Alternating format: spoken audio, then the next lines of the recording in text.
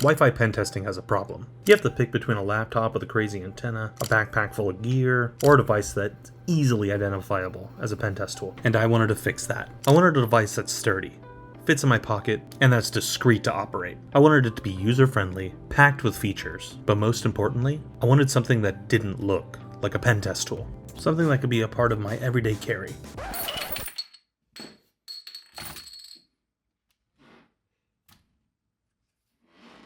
So I built it. This is the Biscuit Pro.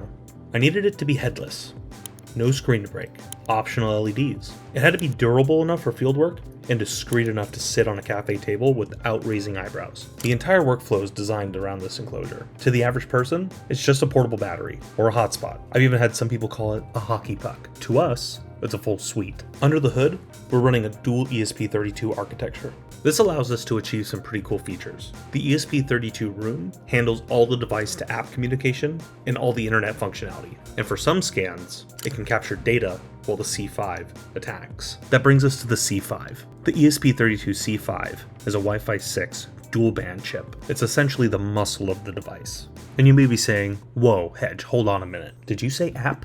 I did. I built an app for iOS and Android. Before we hop into the details, let's look into how I ordered this device. I couldn't have done it without our sponsor, PCBWay. The process is very simple. You click Add Gerber File and just upload your Gerber. Select all the configuration options you'd like to choose, like your solder mask color, your silk screen. For this project, I did a black solder mask with a white silk screen. I also chose Enig for gold plating, and then this was also a PCBA project, which means that they're going to assemble the PCB for me. You simply upload your bill of materials and your pick and place file, then you send it off for quote. Once you get your quote back, they let you know if you need to fix something or if there's an alternative selection you can make. I received my boards a few weeks later, and the results were incredible. If you have a PCB project in mind, use PCBWay.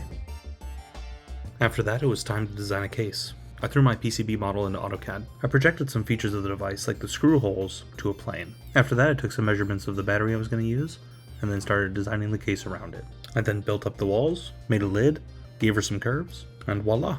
Now that we have all the hardware, let's see what this device can do. If you know anything about the Marauder firmware, you'll notice that there's a lot of similarities here. In full transparency, I heavily modified the existing firmware for the Marauder. So, huge shout out to Just Call Me Coco. Most of the features have been implemented, but I'll cover a few in this video. First, let's start with war driving. I figured this was one of the biggest areas I could make an impact with this device. You simply connect your phone, start the war drive, and when you're done, you can upload your results directly with the Wiggle API. Not only that, you can share them with your friends, and they can open it up on their app too. Between myself and my beta testers, this is by far the most popular use of this device. There's also something super addictive seeing your Wiggle stats live on your dashboard, in the app. It adds a competitive feel to it. One cool thing to note, this device doesn't actually have any built-in GPS.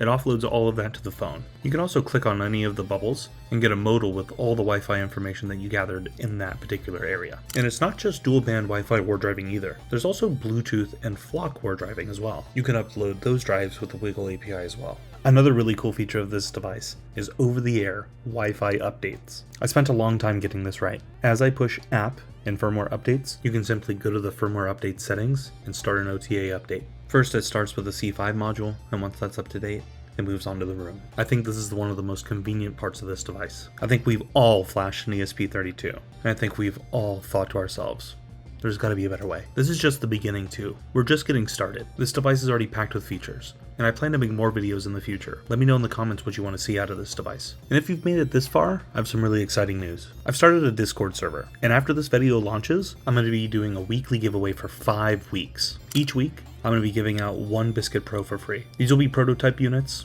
They're in a clear plastic case because before I actually made the production units, the LEDs were in the wrong spot. But I think they have a cool look, and I think you'll be excited to play with them. If you want to purchase one of these devices, I'll have the link down in the description. I've also created a Patreon. I've already started working on my next device for behind the scenes sneak peeks of it and chance to enter giveaways. I'll also leave a link in the description for that as well. I know I've been gone a while, and I really appreciate everyone sticking with me. I've been working on this project for months, and I'm so excited to share it with you. Stay tuned for more Biscuit Pro content, and thanks for tuning in.